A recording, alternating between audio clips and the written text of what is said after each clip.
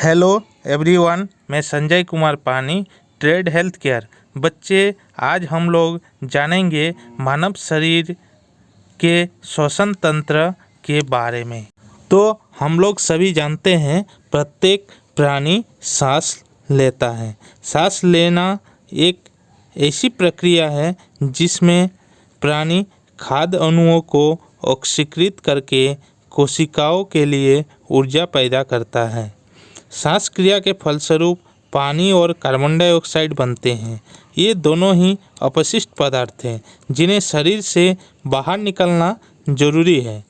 शरीर में हवा के अंदर जाने व बाहर निकलने की क्रिया निरंतर होती रहती है। सांस द्वारा हवा को अंदर लेने और बाहर निकलने की क्रियाओं में एक संबंध होता है। श्वास लेने वाली क्रिया को उच्छ्वास, जिसको अंग्रेजी में इंस्पिरेशन, और निकालने की क्रिया को निश्वासन, मतलब अंग्रेजी में इसको एक्सपिरेशन कहते हैं। मनुष्य 1 मिनट में 12 से 20 बार सांस लेता है। तो चलिए अब जानते हैं मनुष्य में श्वसनांग के बारे में। श्वसनांग मतलब सांस लेते टाइम मनुष्य का कितना अंग आते हैं। तो श्वसन तंत्र के अंतर्गत वे सभी अंग आते हैं जिससे होकर वायु का आदान प्रदान होता है, जैसे नासिका, ग्रसनी, लैरिंक्स, ट्रैकिया, ब्रोंकाई एवं ब्रोंकियल्स और फेफड़ा, ये सभी श्वसनांग है। तो चलिए जानते हैं एक एक अंग के बारे में। सबसे पहले नासिका आता है। नासिका छिद्र में वायु प्रवेश करती है। नासिका छिद्र के भीतर रोम या बाल होते हैं जो धूल के कण तथा सूक्ष्मजीवों को शरीर में प्रवेश करने से रोकता है। तो ये था नासिका। नेक्स्ट, ग्रसनी। वायु नासिका छिद्र से ग्रसनी में आती है।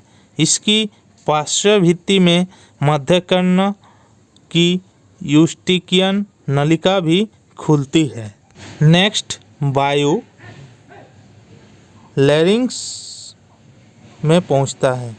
लैरिंक्स, जिसे हम स्वर यंत्र भी कहते हैं, इसका मुख्य कार्य ध्वनि उत्पादन करना है। श्वासनली का ऊपरी सिरा एक छोटे छिद्र के द्वारा ग्रसनी से जुड़ा होता है जिसे ग्लाटिस कहते हैं। ग्लाटिस एक कपाट द्वारा बंद होता है, इसे एपिग्लाटिस कहते हैं। यह ग्लाटिस द्वार को बंद करके भोजन को श्वासनली में जाने से रोकती है। नेक्स्ट, वायु ट्रैकिया में पहुंचती है जो लैरिंक्स के ठीक नीचे में होता है, जैसे कि आप चित्र में देख पा रहे हैं। यह वक्ष गुहा में होती है। यहाँ 2 शाखाओं में बढ़ जाती है। इसमें से एक दाएं फेफड़े में तथा एक बाएं फेफड़े में जाकर फिर शाखाओं में विभक्त हो जाती है। फिर ट्रैकिया वक्षीय गुहा में जाकर 2 भागों में बढ़ जाती है, जिसे ब्रोंकाई कहते हैं। फिर लास्ट में वायु फेफड़े, जिसको हम अंग्रेजी में लंग्स कहते हैं, यहाँ पहुँचती है। यह वक्ष गुहा में एक जोड़ी अंग है जिसका आधार डायफ्राम पर टिका रहता है। प्रत्येक फेफड़े में करोड़ों अल्वियोलाई होते हैं।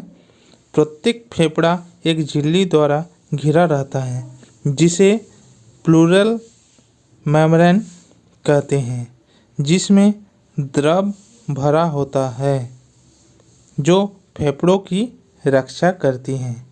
तो बच्चे, ये था आज का वीडियो रेस्पिरेटरी सिस्टम, मतलब मानव शरीर का श्वसन तंत्र के बारे में।